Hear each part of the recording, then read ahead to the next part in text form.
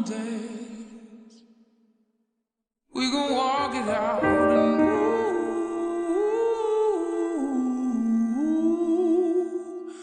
on days. And I'll rise like the day. I'll rise up, I'll rise unafraid. I'll rise up, and I do it 1,000 times again. Well, what's up, everybody? It's your girl Brenda, aka Breezy, and I'm back with more of the Brenda Sanders story. Welcome to the channel. Thank you for tuning in. If you have not done so already, please take this time to like, subscribe, and feel free to leave a comment. And do not forget to turn on your notification bell. You do not want to miss these stories. If you have done so already, I thank you very much. Now let's get into this story. Okay, so a quick recap. We discussed Michael's trifling ass, and we discussed the facility. We discussed me getting out, and we discussed me being back on my BS. Well, I was. Now I'm out of control. I'm sneaking out, having sex. What do you think came next? Of course, drugs. I done started getting high.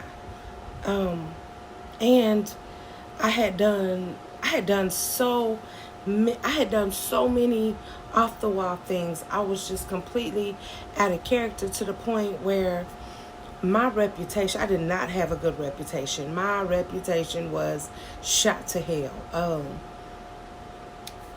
And then too, for the most part, a lot of things that were said about me, they were very untrue.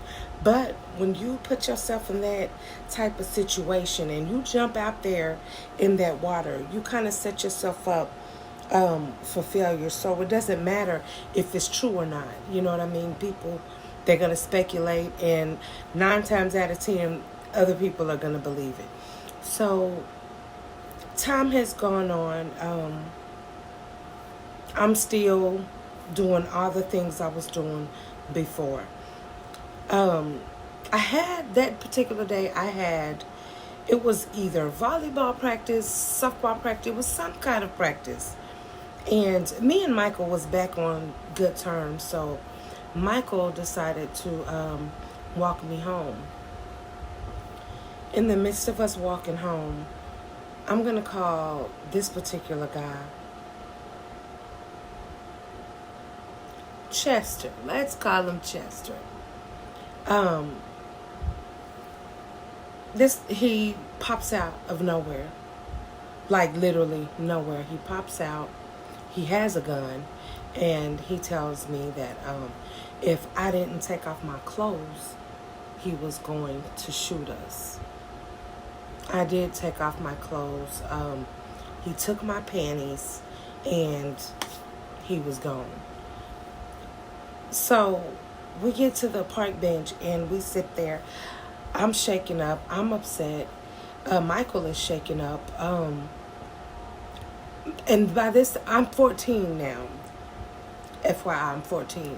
So we're both scared. Now, to give y'all a clue of the visual, okay, so we're at the park bench, and there's this long, narrow trail.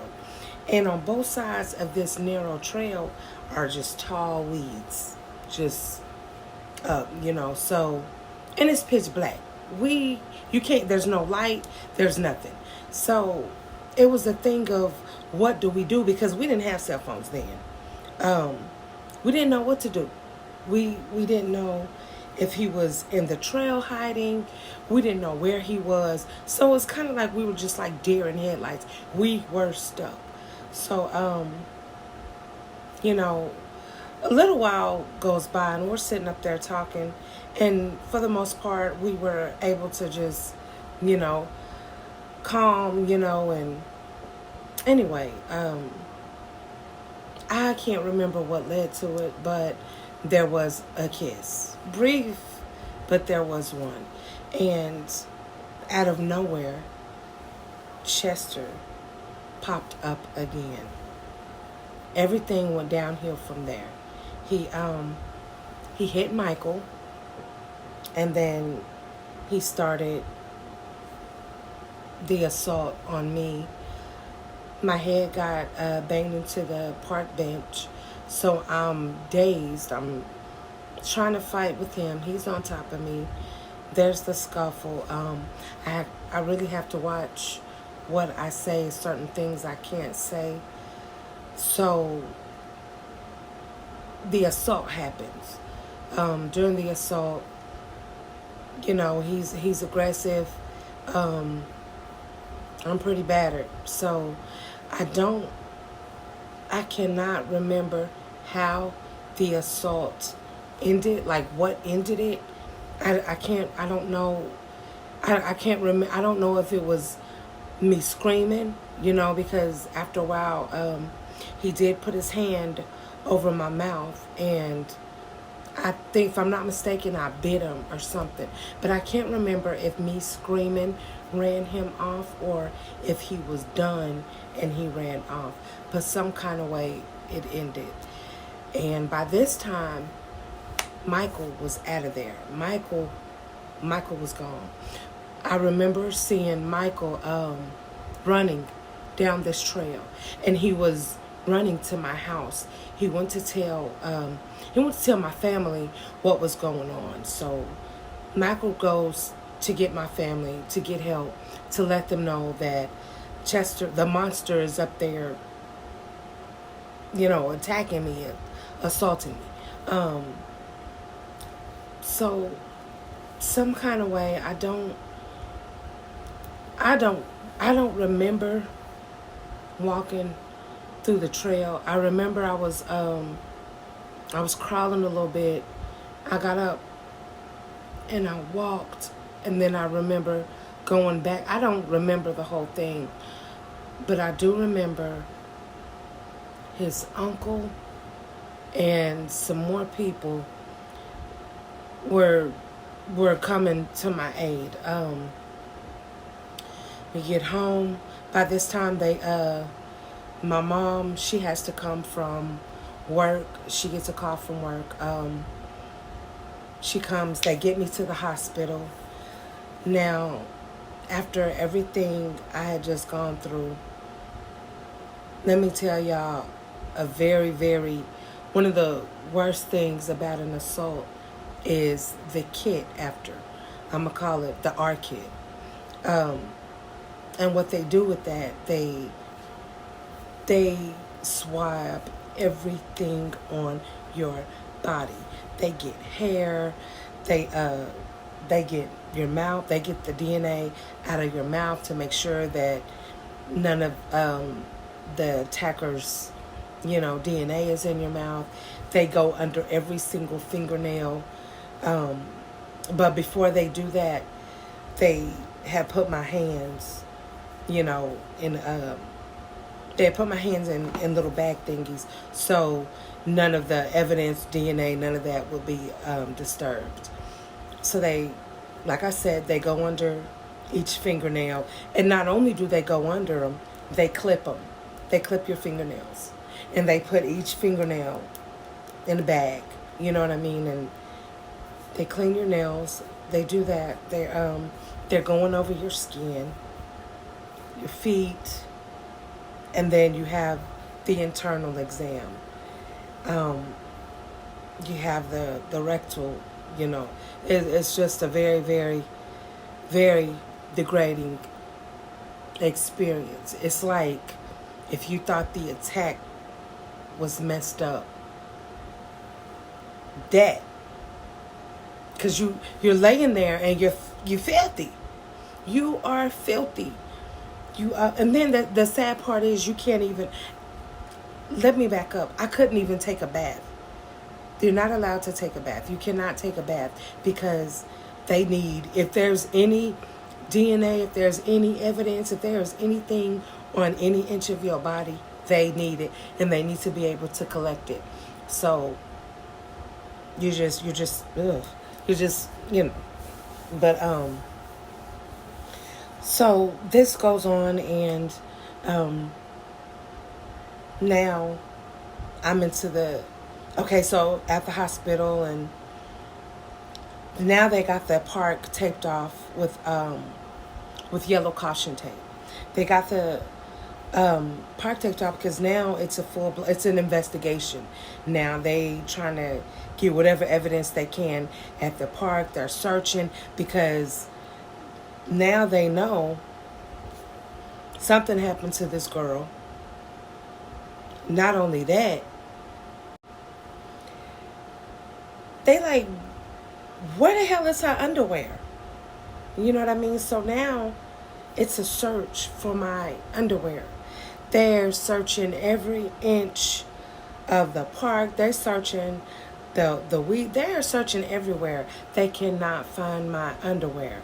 So by this time, they got my story. They have Michael's story, and of course, we told them about the first encounter when he approached us with the gun and took my underwear. So this huge investigation is going on. On top of that, I had to go to school. That was the hardest thing ever. People staring, people talking, people putting nasty ass notes in my locker. It was the hardest thing for me to endure. And I hate the sad part is nobody took the time to everybody. This is my thing. Everybody knew that this person was disturbed because of previous encounters from where this person done busted my nose, broke my shit, threatened me in certain ways, said certain things. So all this shit was known already. But the reputation that I created for myself, along with the rumors and shit everybody else was saying, it really made me look bad. So I don't know why everybody was just so head over heels about this guy, but I was the bad guy. And I don't think at that time my parents knew just how messed up things for me was at school. But it was really, really tough to be bullied when you're the victim. You know what I mean? And then you feel so alone because everybody liar, don't nobody want you talking to their kid. People were saying nasty shit. Don't talk to her because she'll have you thrown in jail and say you art her. It was just a horrible, horrible, lonely experience. So we meet with the DA. Mind you, I'm in the state's custody, so the state picked up these charges. We're giving them the state. I gave my statement. Michael gave his, and I can't remember if my sister gave one, but if I'm not mistaken, her boyfriend gave one. His, the monster's uncle gave one. They were pretty much just saying, we just heard a bunch of screaming. We kept hearing her, yell his name for him to stop, for him to just a bunch of screaming or whatever. So it's time. We're there. We got these statements. So now we're going to court. The morning comes to go to court, and we're there. And it was just the atmosphere. It was so quiet. It's like you could hear a freaking pin drop. So they called us back into the courtroom.